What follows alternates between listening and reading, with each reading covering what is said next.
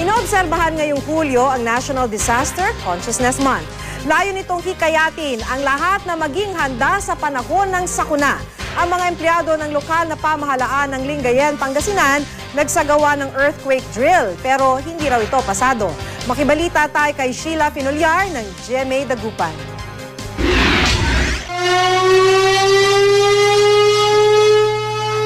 Ito ang naging eksena sa earthquake drill ng mga empleyado ng munisipyo ng Lingayen, Pangasinan. Imbes na magtago sa ilalim ng mesa, gumamit ng plastic monoblock chair ang ilan para ipantakip sa ulo. Ang iba naman, umupo lang sa tabi ng mga mesa.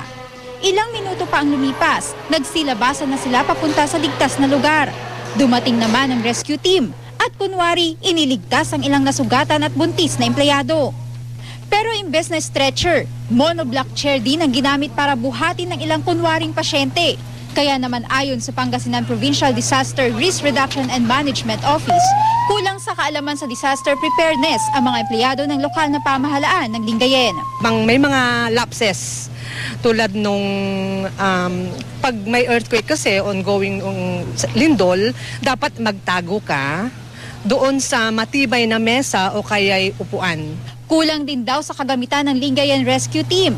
Kabilang sa mga kailangan nila ang karagdagang spine board, stretchers, lubid na gamit sa rappelling at first aid kit.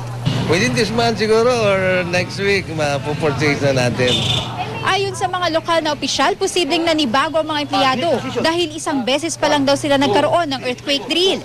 Umaasa naman ang PDRRMC na seseryosohin ng mga kawani ng gobyerno ang mga katulad na pagsasanay na para rin naman sa kanilang kaligtasan.